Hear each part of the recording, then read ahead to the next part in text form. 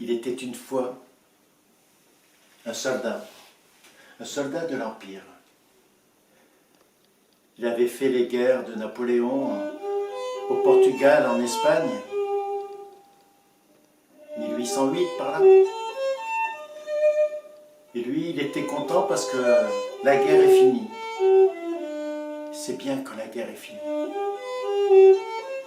Il avait encore son uniforme de grognard. Il n'avait plus l'arme, bien sûr. Il rentre chez lui, dans le Morvan, tout là-haut dans le Morvan. Il marche.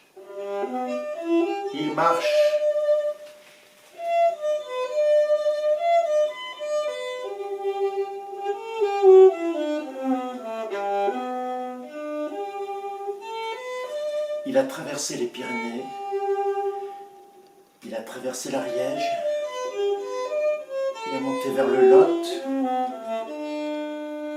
Partout, dans tous les villages du sud-ouest, à chaque porte de maison, chaque porte d'église, il a frappé pour le gîte, pour le couvert, pour parler aussi.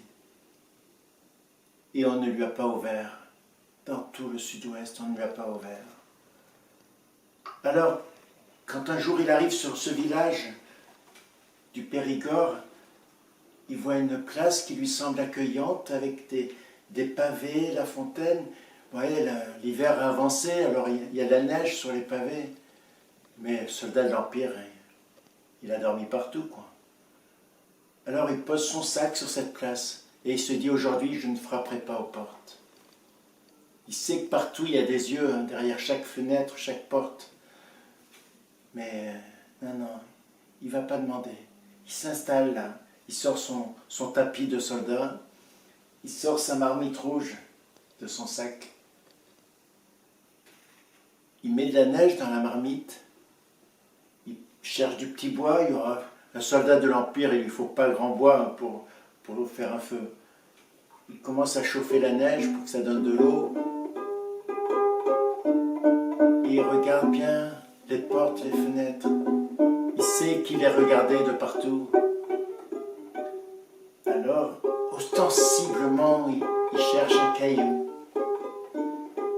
Dans la neige, dans les buissons, dans les petites rocailles, jusqu'à trouver un caillou qui lui plaise. Pas trop gros, mais un beau caillou quand même. Une sorte de galet, lisse d'un côté.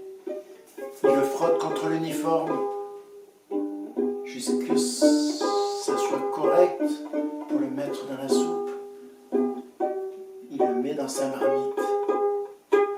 Il admire les bulles qui sortent du caillou, il se réchauffe les mains et puis il attend. Il attend pas trop longtemps. Quelques minutes à peine, une porte s'ouvre près de l'endroit où il était installé.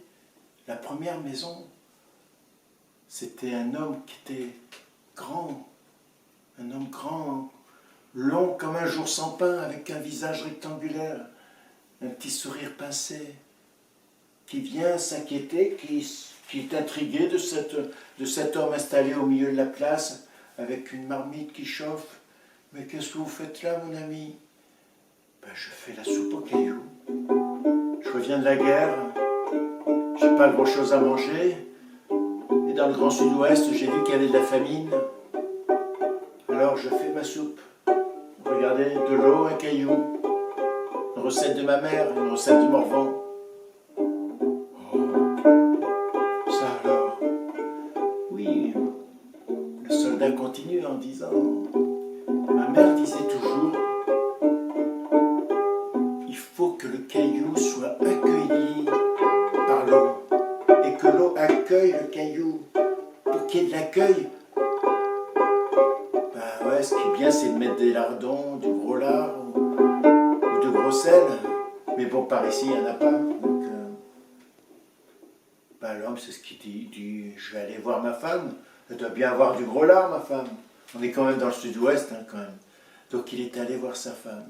Et il revient avec du gros sel, du gros lard, et sa femme. Ils reviennent près du soldat de l'Empire. Il découpe le gros lard, il le met dans la soupe.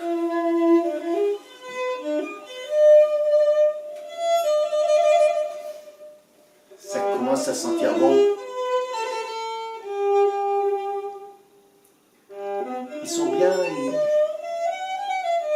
Ils parlent de la guerre du côté du soldat, du côté des gens des villages.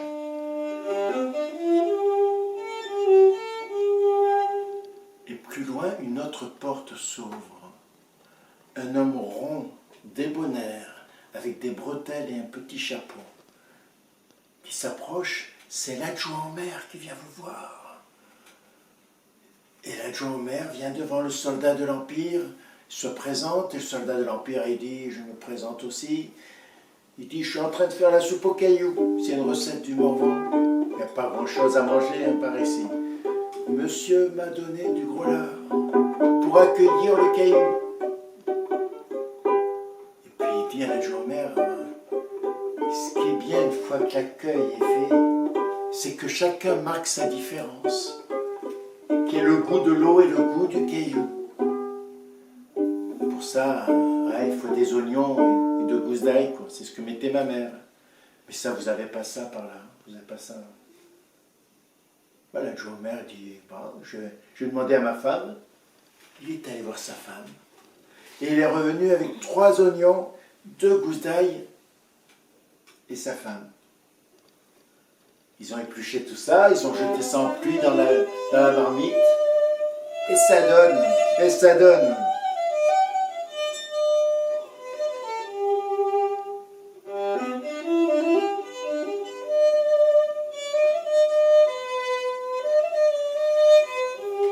Un petit fumet comme ça qui se met autour de la fontaine. Et les paroles qui sortent et le cœur du soldat qui se remplit de bonheur, de joie. Et son sourire aussi. Quand une autre porte s'ouvre. C'est la boulangère. En chœur, ils l'ont dit. C'est la boulangère. Comme s'il ne manquait qu'elle et comme si elle était attendue. Une femme débonnaire arrive, une femme gironde, on va dire. Oui, une femme gironde, toute belle, dans sa blouse de boulangère. Elle a de la farine sur les joues, ce qui lui va très bien. Et elle est toute souriante et guillerette. Elle s'approche de tout ce petit groupe. Elle dit, mais qu'est-ce qui se passe sur la place de mon village? Ben, monsieur fait la soupe aux cailloux. Alors chacun explique. Oui, d'abord, moi j'ai donné du gros lard pour accueillir le caillou, vous comprenez? Et l'adjoint au maire explique qu'il faut aussi marquer les différences. Ça, c'est très important. Marquer les différences. Elle a bien compris, la boulangère. C'est du genre qui comprend vite, elle. Alors, le soldat de l'Empire, qui sent qu'il y a peut-être une petite ouverture pour un petit bonus, il dit, mais ma mère, elle faisait quelque chose de plus quand même. Pour que l'eau rentre dans le caillou, s'insinue dans le caillou, que le caillou se laisse rentrer par l'eau, et que ça donne une unité à tout ça. Ce qui est bien, c'est un navet, 2 carottes et un peu de farine pour le collectif, quoi. Voilà. Mais bon, par ici, il n'y a pas ça, donc... la boulangère dit, comment ça, il n'y a pas ça? On est quand même dans le Périgord, je suis quand même boulangère. Donc, je veux bien vous avoir un peu de farine, et je vais voir ça avec mon mari dans la maison. Et elle est revenue avec un navet, 3 carottes, et son mari, qui l'accompagnait. Et de sa blouse de boulangère, elle a jeté un peu de farine pour entourer tout ça. Et ça donne.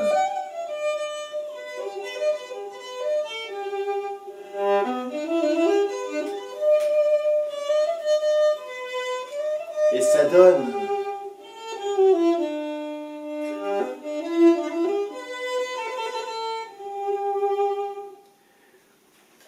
Quand ça a bien donné, que le soldat a pensé que c'était bien cuit, tout ça, que ça faisait une belle forme de soupe, ben, il a sorti son assiette, il a sorti sa cuillère, il les a invités à aller chercher leur écuelle et leur cuillère, et il s'est mis debout sur la place, il a dit, messieurs, dames, eh bien, je vous invite pour ma soupe aux cailloux, vous êtes mes invités aujourd'hui. Et ils sont allés chercher leur assiette et leur cuillère, tous sont revenus, ils ont partagé une formidable soupe aux cailloux. Oui. Et c'est l'adjoint au maire qui a tiré ses bretelles. Il a dit, monsieur le grognard, vous serez toujours le bienvenu dans ce village pour manger la soupe aux cailloux que nous allons faire tous les mois. Je vais le proposer au maire. Et puis il se dit que dans ce village de Périgord, entre Fanlac et Montignac, c'est là qu'il est. Depuis ce moment de la fin des guerres napoléoniennes, tous les mois, il y a une soupe aux cailloux qui est organisée sur la place du village. Et on dit même que chacun peut venir et chacun peut y manger.